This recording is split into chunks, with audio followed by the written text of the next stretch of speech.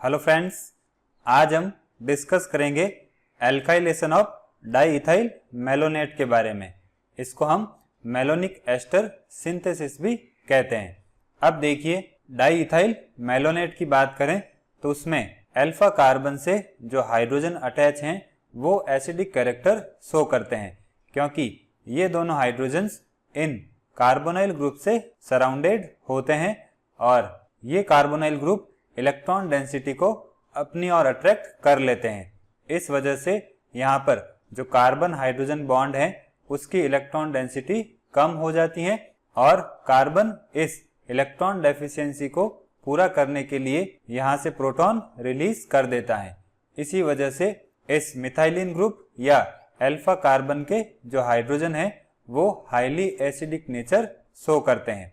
अब यहाँ पर हाइड्रोजन्स की एसिडिक नेचर की वजह से ये मिथाइलिन ग्रुप एक्टिव हो जाता है, इसलिए इस तरह के कंपाउंड्स को हम एक्टिव मिथाइलिन कंपाउंड्स कहते हैं।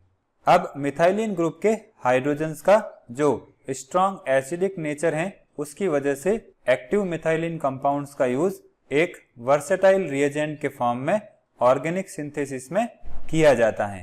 अब ऐसा सिंथेटिक प्रोसीजर जिसमें डाईइथाइल मैलोनेट का यूज किया जाता है उसमें जो रिएक्शन होती हैं वो 3 डिफरेंट स्टेप्स में कंप्लीट होती हैं।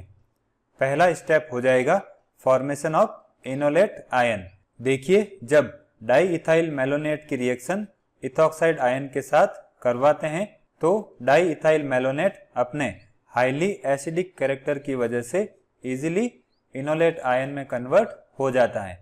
मीन्स वो जब इथॉक्साइड आयन के साथ रिएक्ट करता है तो अल्फा हाइड्रोजन रिलीज करके इनोलेट आयन में कन्वर्ट हो जाता है। देखिए, जब सोडियम और इथेनॉल की रिएक्शन करवाते हैं तो सोडियम इथॉक्साइड का फॉर्मेशन होता है जो कि एक स्ट्रॉन्ग बेस की तरह बिहेव करता है। अब डाईइथाइल मैलोनेट की रिएक्शन जब सोडियम इथॉक्साइड के साथ करवाते हैं तो डाईइथाइल मैलोनेट यहाँ से अल्फा हाइड्रोजन को रिलीज करेगा और ये इथॉक्साइड आयन इस प्रोटॉन को एक्सेप्ट कर लेगा और जो डाईइथाइल मैलोनेट है वो इनोलेट आयन में कन्वर्ट हो जाएगा। अब जो इनोलेट आयन बनता है वो रेजोनेंस के थ्रू अपने आप को स्टेबलाइज कर देता है। देखिए, ये हो जाएंगे इनोलेट आयन के रेजोनेंस स्ट्रक्चर्स और ये हो जाएगा इनोलेट आयन का रेजोनेंस हाइब्रिड। अब रेजोनेंस स्ट्रक्चर को देखें तो जो नेगेटिव चार्ज है वो या तो कार्बन पर रहता है या इस ऑक्सीजन पर या इस ऑक्सीजन पर। मीन्स जो नेगेटिव चार्ज है वो इस ऑक्सीजन से लेकर कार्बन से होते हुए इस ऑक्सीजन पर रहता है। अब बात करते हैं second step, alkylation of enolate ion. इसमें जो रिएक्शन होगी वो SN2 सब्स्टिट्यूशन रहेगी। देखिए, इनोलेट आयन की बात करें तो वो एक तरह का कार्बेनायन होता है। मीन्स कार्बन पर नेगेटिव चार्ज प्रेजेंट होता है। इस वजह से जो इनोलेट आयन है वो न्यूक्लियोफाइल की तरह बिहेव करता है।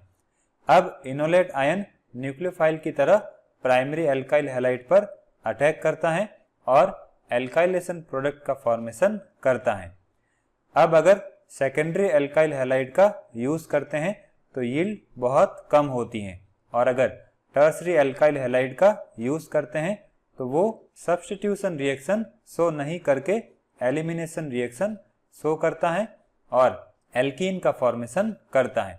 देखिए, सेकेंडरी एल्काइल हैलाइड की बात करें तो इसमें स्टेरिक हाइड्रेंस की वजह से बनने वाले प्रोडक्ट का अमाउंट कम होता है और टर्सरी एल्काइल हैलाइड में स्टेरिक हाइड्रेंस और ज़्यादा बढ़ जाती हैं, इसलिए ये SN2 सब्स्टिट्यूशन रिएक्शन शो नहीं करता है। अब देखिए, अगर इनोलेट आयन की रिएक्शन प्राइमरी एल्काइल हैलाइड के साथ होती हैं तो इनोलेट आयन क्या करेगा, इस एल्काइल हैलाइड पर न्यूक्लियोफाइल की तरह बिहेव करेगा और इस हैलाइड आयन को यहाँ से रिप्लेस कर देगा और इस रिएक्शन से एल्काइलेशन प्रोडक्ट का फॉर्मेशन होगा। अब अगर enolate ion secondary alkyl halide के साथ रिएक्शन करता है तो एल्काइलेशन प्रोडक्ट बनेगा, लेकिन वो कम अमाउंट में या लो यील्ड में बनेगा।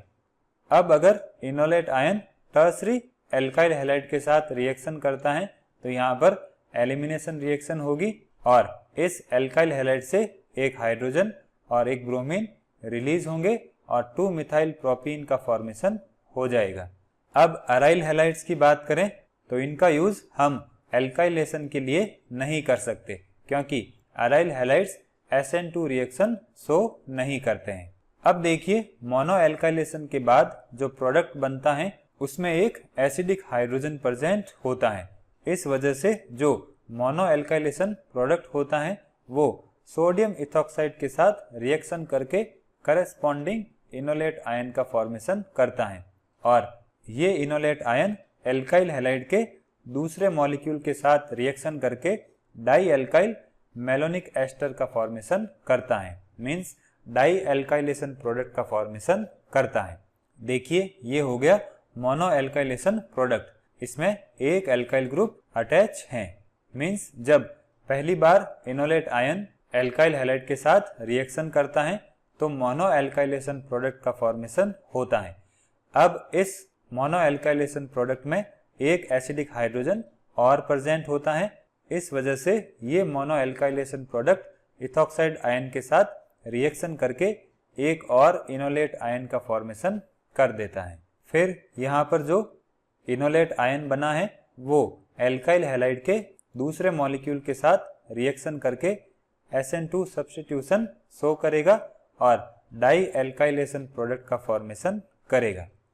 अब यहाँ पर जो डाई एल्काइलेशन प्रोडक्ट का फॉर्मेशन हो रहा है उसको हम सिंपल वे में इस तरह से रिप्रेजेंट कर सकते हैं। देखिए, ये हो गया डाई इथाइल मेलोनेट। जब इसकी रिएक्शन सोडियम इथॉक्साइड और एल्काइल हैलाइड के साथ करवाते हैं तो मोनो एल्काइलेशन प्रोडक्ट का फॉर्मेशन होता है और जब इसकी रिएक्शन फर्दर सोडियम इथॉक्साइड और एल्काइल हैलाइड के दूसरे मॉलिक्यूल के साथ करवाते हैं तो डाई एल्काइलेशन प्रोडक्ट का फॉर्मेशन होता है। अब देखिए, यहाँ पर हम एल्काइलेशन के लिए एल्काइल हैलाइड का यूज कर रहे हैं।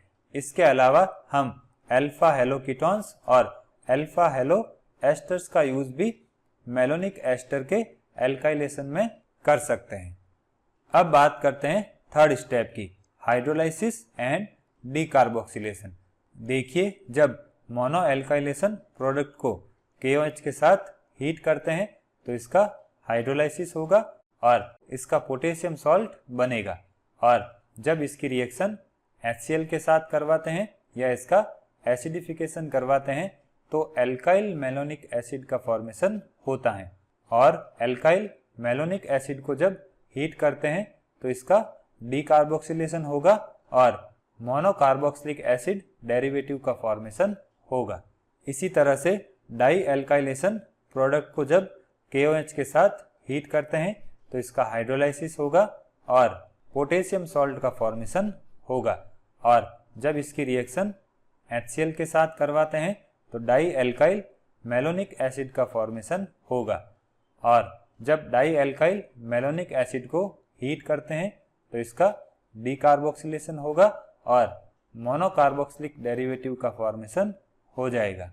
अब देखिए, अभी जो हमने इस प्रोसीजर के 3 स्टेप्स को डिस्कस किया है उनको हम मेलोनिक एस्टर सिंथेसिस कहते हैं।